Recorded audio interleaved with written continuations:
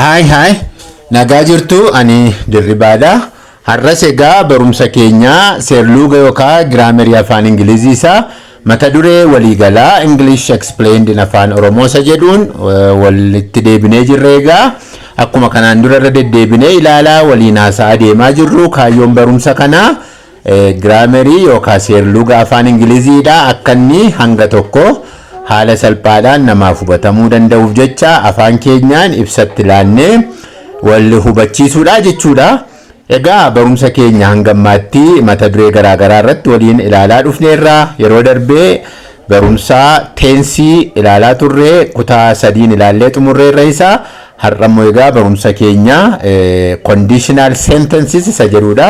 Barumsi kun baay'ee barumsa keessattis haasaa keessattis seera afaanii keessattis mana barumsaatti keessumaa baay'ee sadarkaa gajjallaatii kaasee hanga gubbaatti baratama waan ta'eef mata duree murteessaadha waan ta'eef isaa walii wajjin ilaalla jechuudha. Har'a tarii namoonni barumsa kanaa hin argin jirtan yeroo jalqabaatiif argitan yoo jiraattaniif gara fuula duraatti immoo hordofuu barbaaddan fedhii yoo qabaattan YouTube irraa YouTube chaanaalii maqaan isaa Dirree Afaanii Tube isa jedhu yoo subscribe gootan barumsi yeroo yerootti gaa ani barsiisee YouTube irratti dabarsu isin qaqqabaa jechuudha. Egaa kallattiidhumaan barumsa keenya har'aatti yoo dabarre barumsi keenya har'aa waa'ee conditional sentenceiti. Egaa akaakuuwwan conditional sentences yoo ilaallee fi meeqa jira? Akaakuu 4tu jira. Har'a gaa hunduma isaanii waliin ilaallaa. Inni jalqabaa zero conditionalidha. Inni lammaffaa conditional type 1dha. Conditional type 2 fi inni arfaffaan immoo conditional type 3dha jechuudha. Zero isa jedhurraa jalqaba waan ta'eef isaan kuni keessumaa seerluuga afaan Ingilizii wal qabatee attamitti barreeffamu hiikaan isaanii maa inni jenneeti hanga danda'ametti ibsinee walii wajjin ilaaluu yaallaa jechuudha. Baay'ee murteessoodha waan ta'eef baay'een isaanii gara teensiitti harkifatu. Teensii wajjin bakka tokkotti yeroo isaaniitti ramadaman jira waan ta'eef egaa sammuu keenyattiin waa'ee teensii beeknu wajjin walitti qabnee yoo ilaalleef baay'ee nu gargaaraa jechuudha. Kanaaf egaa isa jalqabaarraa kaanee yoo ilaallee zero conditional sentence jechuun maal jechuudha yookaan immoo ergaa maalii dabarsaa isa jedhu yoo ilaalle it talks about general truths, facts and instructions. Waa'ee maalii dubbata zero conditional inni jennu. Conditional jechuun akkuma maqaa isaa irraa ilaaluun danda'amu waa'ee haala garaagaraa dubbata. Haalli inni tokko yoo akkas ta'e fiiriinsaa yookaan immoo riizaaltiinsaa maal ta'a? Inni kun yoo akkas ta'e sababiinsaa yeroo baay'ee if wanta jedhuun jalqaba waan ta'eef yoo akkas ta'e akkas ta'a. Yoo akkas ta'e akkas ta'a wanta jedhu of keessaa qaba waan ta'eef waanuma fedheef zero conditional sentence inni jennu waa'ee maalii dubbata? Teensii isaa wajjin akka seera afaan itti kenname wajjin waa'ee maalii dubbata jennee yoo ilaalle tokko dhugaadhuma faaktiidhuma jiru dubbata. Sentensiin zero conditionalidhaan ijaarru jechuudha. Gara biraan immoo ajaja yeroo inni itti dabarsus immoo jira jechuudha. Wantoota kana dubbata. Egaa akkuma amma foormii isaa ilaaluun danda'amu zero conditionaliin hundumti isaayyuu hamma dhumaatti tokko kaasee hamma furiitti yookaan immoo 0 1 2 3 jennee warri nuyi keenye kutaa lama qabu sentensoonni keenya. Himni waliigalaa keenya kutaa lama qabu bakka lamatti adda qoodamu. Inni jalqabaa if clause jedhama. If clause sun karaa gara biraa dependent clause jedhama. Dependentiin hirkataan of danda'a miti. Kutaan inni jalqabaa if clauseidha. Inni itti aanu immoo main clauseidha. Main clause yookaan resultii inni waamuu dandeenya. Kanaa jechuun dependent clause. Inni immoo hima guutuu of danda'aadha. Sentensii tokko yeroo barreessinu guutuu isaa zero conditional sentence keessatti bakka lamatti qoodama. Sentensiin sun inni jalqabaa if clauseidha. Inni itti aanu immoo main clause jedhamee beekama. Kutaa if clause keessa inni jiru hirkataadha of danda'a miti isatti aanu irratti hirkata waa dubbatee karaatti dhiisa. Inni itti aanu immoo waan inni dubbate sanarra dhaabbateeti riizaaltii isaa nutti agarsiisaa jechuudha. Gara teensii isaatiitti dhufne yeroo ilaallu immoo kutaa inni jalqabaa if clausein barreeffamu simple present tenseidhaan barreeffama. Simple present tense jechuun egaa infinitive ta'a jechuudha. Verbiin isaa verbii isa jalqabaa ta'a jechuudha. Waa'ee tense yeroo dubbannu waa'ee verbii dubbachuu keenya waan ta'eef simple present jechuun verbi nuyi if clause keessatti dhimma itti baanu verbi wanii ta'a jechuudha. Isa jalqabaa ta'a simple present tense dha waan ta'eef. Isa lammaffaa keessattis immoo simple present ta'a. Zero conditional sentence keessatti sentence ni hojjennu if clause kutaase if clause keessatti isa main clause keessattis lamaanuu simple present tense dhaan hojjenna. Fakkeenyaaf if you heat water yoo bishaan ho'iste yookaan danfiste heatiin amma verbi waniidha. Kanaaf if you heat water if clause keenya hirkataa ta'uyyuu malee simple present tense dha. It boils hin danfa boil inis immoo infinitive dha base verbi dha verbi waniidha waan ta'eef if clause irra sinni jiru main clause irra jiru verbin keenya zero conditional keessatti simple present tense dhaan hojjetama. Fakkeenyaaf if you will heat water it will boil jechuun dandeenyu. Seerri afaanii isa kanan iyyamu garuu akka seera isaatiitti akka seeraan ilaalamee kaa'ametti beektotaan bifa kanaan hojjetamaa jechuudha. Amma kun dhugaadha. Faaktii isa jenne gararratti dhugaa nutti agarsiisaa jira jechuudha. Kan biraan if dad calls amma kuni if dad calls calling verbinsa verbi waniidha waan ta'eef simple present tense ta'a jechuudha. If clause keenya hirkataadha mooti. Don't answer the phone amma kun immoo ajaja instruction dha yookaan imperative dha. Kanaafi gama lamaanuun ni jiru simple present tense dhaan ijaaramaa jechuudha. Qormaatarra yoo dhufe fakkeenyaaf bifa kanaan ilaalle qormaata keenya zero conditional ta'uu isaa beenne qormaata keenya sakaanirraa 1 2 3 irraa adda baasnee hojjechuun hin danda'ama jechuudha. If you see him yoo isa argite tell him to do his homework yoo isa argite if clause keenya amma yoo isa argite see if you see him hirkataa ta'uyyuu malee simple present tense dha. Verbin keenya hin jijjiiramne jechuudha. Taanee verbi 3 hin taane yookaan ing formiidhaan hin ijaaramne verbi waniidhaan ijaarame waan ta'eef simple present ta'e jechuudha. Tell him to do his homework do asitti immoo duunis verbi waniidha waan ta'eef main clause keenya of danda'ee hiikaa kennuyyuu malee immoo simple present tense dha jechuudha.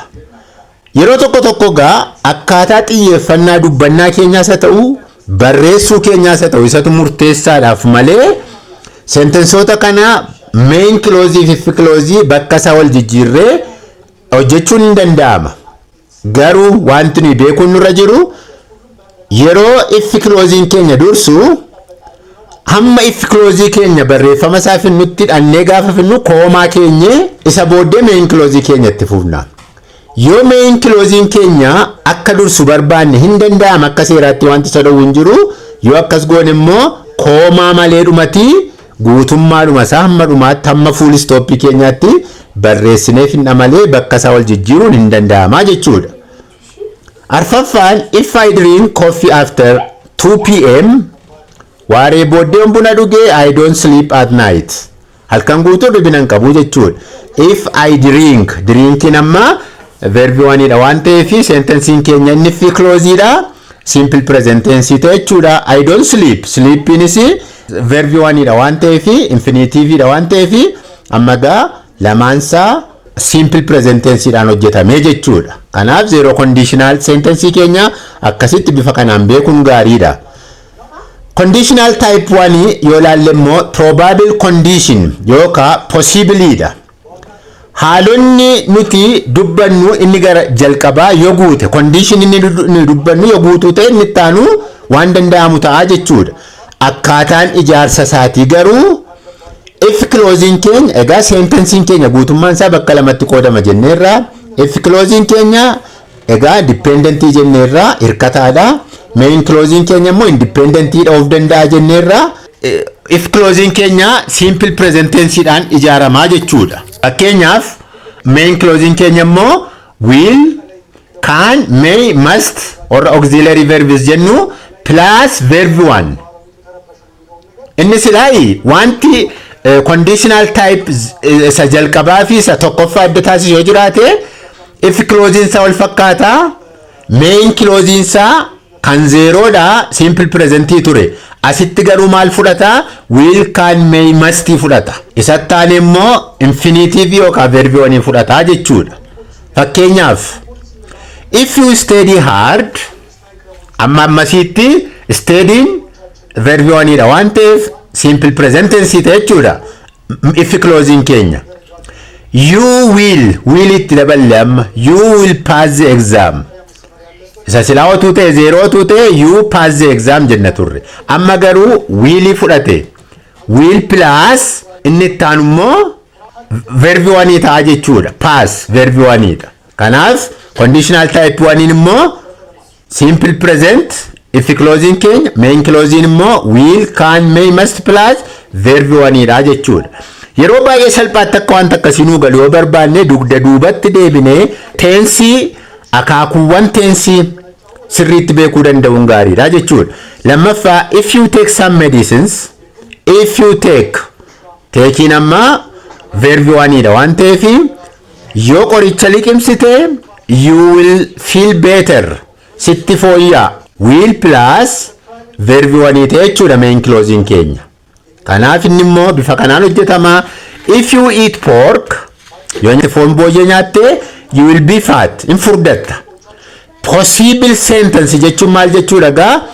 haalli inni dura haalli inni if close keessa jiru taatee sattaanee jiruuf resultiidhaaf yookaan immoo main close keenyaaf sababii raawwatamuu isaatii jechuudha if you study hard yoo qo'atteen naan garuu inuma ta'a if you take some medicines yoo fudhatte yoo qoricha liqimsite naan inuma sitti fooyyaa if you eat pork yoo nyaatte naan inuma furdatta kanaafi ka'umsi isaaf resultiin isaa walitti hidhamee jira jechuudha type 1 kun if you don't leave soon you will miss the bus yoo daftee hin deemtu ta'e baasiin qaqqabdu si jalaa ba'a kanaaf amma falli jiru maa inni baasii qaqqabuudhaaf dafanii ba'uudha jechuudha kanaaf conditional type 1 immoo foormulaa isaa akkasitti beekuun gaariidha inni ittaanu conditional type 2 dha improbably dha immoo akka tasaa wanta akkamii akka ta'e sammoon ilaalla foormulaa isaa ilaallu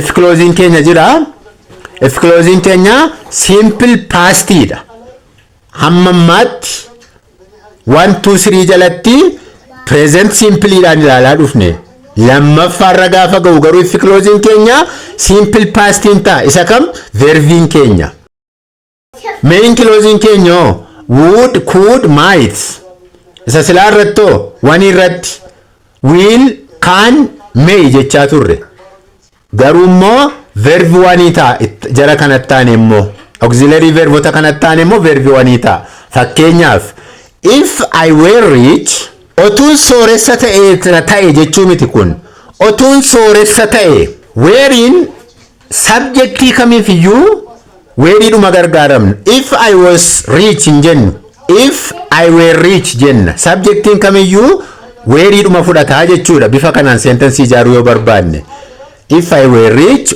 otuun sooressa ta'e I would spend all my time traveling would plus spend verb one dha waan ta'eef I would spend all my time traveling yeroo ko hundumaa deemuuttan fixan ture akka gararraati foormulaa isaa keenyatti sentensiin kun hojjetameera teenye tokkoon ilaallu akkas taanaan egaa conditional type 2 ta'a jechuudha if you started business tu jalqabdee ta'e jechuu miti yoo businessii jalqabde hojii daldalaa eegalte you would be successful yoo ta'utu irra jira subjectiin I jedhame if you started business yoo dhuma jalqabde akka sagantaatti yoo jalqabdeedha malee otuu jalqabdee ta'e miti you would be successful hin milkoofta jalqabdee milkaa'u sirra ture kara sichiitti jalqabdaa utuu hin ta'in yoo jalqabdeessa jechuudha kanaafi if you started business if closing keenya simple past dha jechuudha wherein simple past dha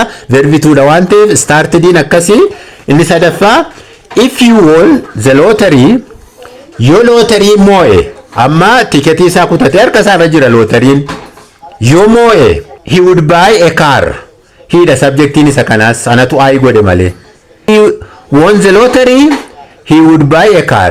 Yoo moo'ee konkolaataa bita. Would plus amma verb 1 buying verb 1 dha waan ta'eef. Kanaafi formulaan isaa sirriitti nu galeennaan sentensiin isaa construct gochuun isaa nu rakkisuu jechuudha. Inni itti fufu conditional type 3 impossible waan hin danda'amneedha. Formii isaa ilaallee if closing keenya if plus had plus verb 3. Verb 3 jechuun past perfect tense dha mire verb 1 verb 2 verb 3. If plus had plus verb 3. Main clause keenya jalatti immoo would could should plus amma immoo turra wanta adda godhu sila having qabu ture tun haviitti dabalame asitti immoo plus verb 3 dha jechuudha. Yoo sentence dhaan ilaalle immoo fakkeenyaaf if I had injira studied verb 3 dha verb 3 studied waan ta'eef harder. If plus had plus verb 3. If injira had injira studied waan ta'eef verb 3 ta'e jechuudha. If I had studied harder impossible dha jenne rabni kun hin danda'amu haalichi. Otuun qo'adheera ta'e amman qo'anne namichi kun soo maaliin ta'u resultiin isaa main closing isaa hin ta'u jechuudha. I would have passed my exam. Would plus have plus passed in verb 3 dha waan ta'eef I would have passed my exam. Otuun qo'adheera ta'e nan darban ture qormaata koo. Hin qo'anne waan ta'eef hin darbu jechuudha. Kanaafi wanta if close irratti dubbatame main close irratti raawwatamne jechuudha. Formulaan isaa garuu kana fakkaata. If I had known beekaa and ogeetti are coming. Otuu akka beekaaf ogeettiin dhufaa jiran beekeera ta'e. If injira had injira known knew known verb 3 dha waan ta'eef beekaa and ogeetti are coming. I would have made more food. Would plus have plus made in verb 3 make it waan ta'eef otuus akka isaan dhufanii beekeera ta'e nyaata irraa afaan hojjedhan qopheessan ture hin qopheessine sababiin isaa maaliif akka isaan dhufaa jiran hin beektu turte waan ta'eef yookaan beekun ture waan ta'eef. If you had left earlier otuu dursinee baaneerra ta'e we would have arrived on time. If plus had injira left in v3 leave it waan ta'eef otuu yeroodhaan barii baaneerra ta'e we would have arrived on time. Would injira main clause jala have injira arrive in immoo verb 3 arrive it waan ta'eef arrived in akkasitti hojjetama jechuudha. Amma gaa yeroon hin baane waan ta'eef hin qaqqabne jechuudha yeroodhaan. If she had seen the sign otuu mallachicha argiteetti ta'e if plus had plus seen verb 3 seeti waan ta'eef otuu mallachicha argiteetti ta'e she would have parked there. Achi dhaabdi turte bakka mallachichaan dhaabdi turte jechuudha. Would plus have plus verb 3 ta'e jechuudha. Kanaaf egaa conditional sentence bifa kanaan qo'achuun hin danda'ama baay'ee salphaadha. Kana fakkaatu jechuudha. Gabaabsineedhuma yoo waliigala isaa keenya immoo bifa kanaan ilaaluun hin danda'ama. Types of conditionals hin jiru. Zero conditional type 1 type 2 type 3 hin jiru. If clause jala bifa kanaan hojjetamu jechuudha. Main clause jala immoo bifa kanaan jiru waan ta'eef qormaata irratti haala ni lama rakkisneen baay'ee hubachuun hin danda'ama. Qormaata qofaatu hin ta'in haasaa irratti illee nu gargaaru waan ta'eef akkeetti hubachuun gaariidha. Egaa barumsi keenya guyyaa irraa walii wajjin ilaalle kana fakkaata. Barumsa keenya ittaan immoo waa'ee sentensiiti types of sentences isa jedhu walii wajjin ilaalla. Hangasitti egaa nagaan tura.